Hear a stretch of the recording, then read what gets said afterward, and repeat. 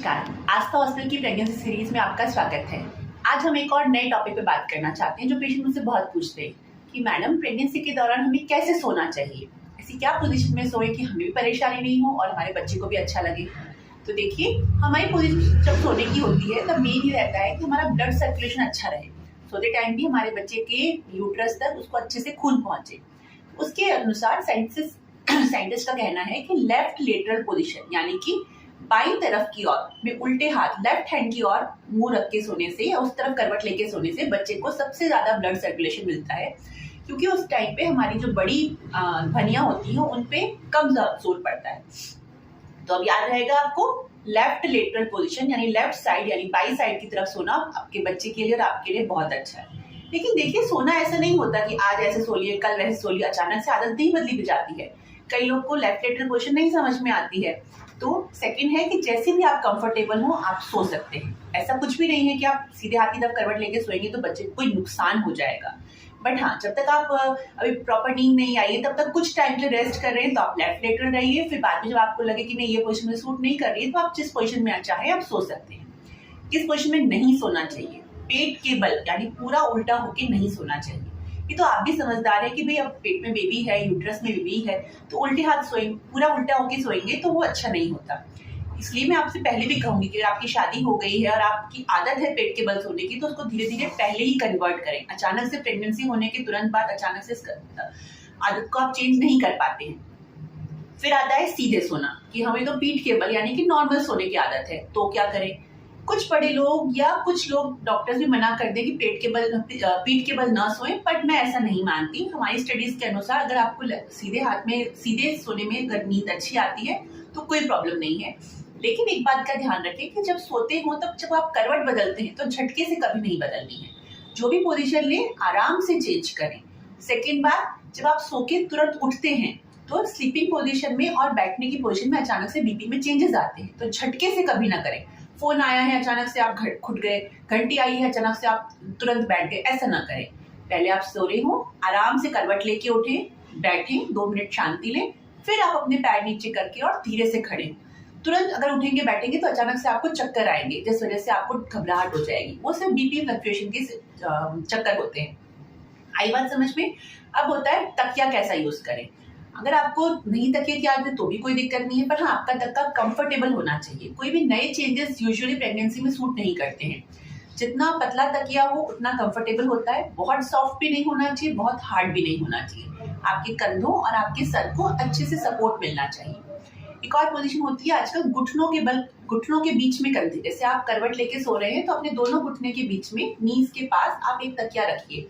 उससे आपके दोनों पैरों में कंफर्टेबल भी रहेगा और एक दूसरे को टकराएंगे भी नहीं। उसके अलावा प्रेगनेंसी में कई बार सूजन आने की सिम्टम्स रहते हैं, कई बार आपके पैरों में सूजन रहती है। ऐसे पेशेंट्स को हम कहते हैं कि आपका ब्लड सर्कुलेशन ढंग से नहीं हो पा रहा है, इस वजह से सूजन आ रही है।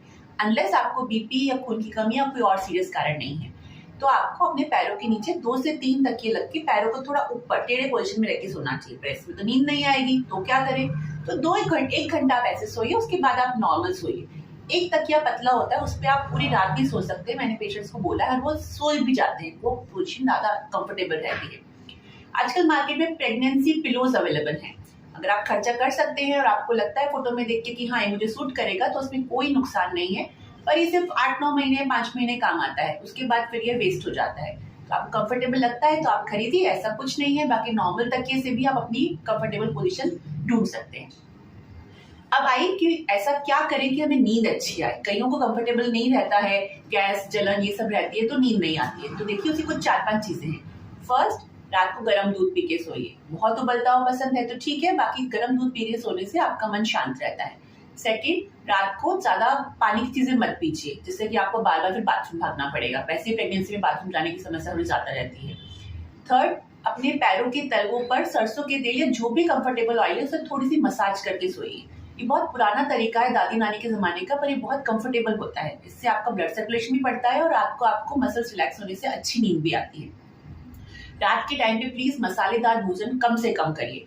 पार्टी है, पिज्जा खाना है, गोलगप्पे खाने हैं तो सब कुछ दिन तक शाम तक खत्म कर लीजिए। रात को अगर लेट नाइट आप बेसन का या कुछ बहुत ज्यादा मिर्ची वाला या मोमोज या कुछ भी स्पेशल खाएंगे तो फिर रात को आपको पेट में जलन जरूर मचेगी।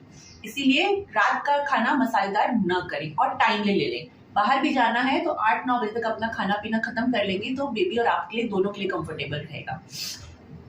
रात को फ्रूट्स भी ज्यादा ना लें, शाम तक या दोपहर में फ्रूट्स ज्यादा खाएं, वो आपकी बॉडी आपकी पाचन क्रिया दोनों के लिए कंफर्टेबल होता है।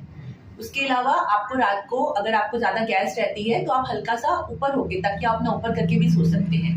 रात के टाइम घूमना चाहिए। खाना खाने के बाद अगर आप आधा घंटा वॉक कर सकते हैं तो उसको आपकी डाइजेशन में प्रॉब्लम अच्छी मिलेगी। रात के टाइम पैरों में आपने पैरों से काम किया होगा तो आपको नींद भी अच्छी आएगी। इस तरह से आप, और एक और आजकल तरीका होता है, आप मोबाइल का आजकल सब कोई करते हैं, लेकिन मोबाइल में आप अपनी कोई अच्छी सी प्लेलिस्ट बना लीजिए जिसमें सॉफ्ट सॉन्ग्स हो या भगवान की कोई अच्छी भजन वाले सॉन्ग्स हो या खाली गायत्री मंत्र चल रहा हो, उसी को अगर सुनते हुए आप सोएंगे तो आपके यकीन मानिए कि बेबी 5th मंथ के बाद सुनना शुरू कर देता है और इन सब चीजों से बच्चे पे बहुत ही पॉजिटिव असर पड़ता है। रात के टाइम अपने बच्चे से बातें करना भी शुरू कीजिए। बच्चा आपकी बातें सुनता है, आपकी बात समझता है और इस तरह से आपको उसके साथ इंटरेक्ट होने में भी टाइम मिलेगा। हस्बैंड वाइफ दोनों बात कीजिए और अपने बेबी और आप दोनों को कंफर्टेबली सोने की कोशिश कीजिए। आई होप आपको ये वीडियो अच्छा लगा होगा। अगर फिर भी कोई प्रॉब्लम है तो आप कमेंट सेक्शन में हमसे पूछिए, मैं या मेरी टीम में से कोई फटाफट आपको रिप्लाई करेगा। Thank you.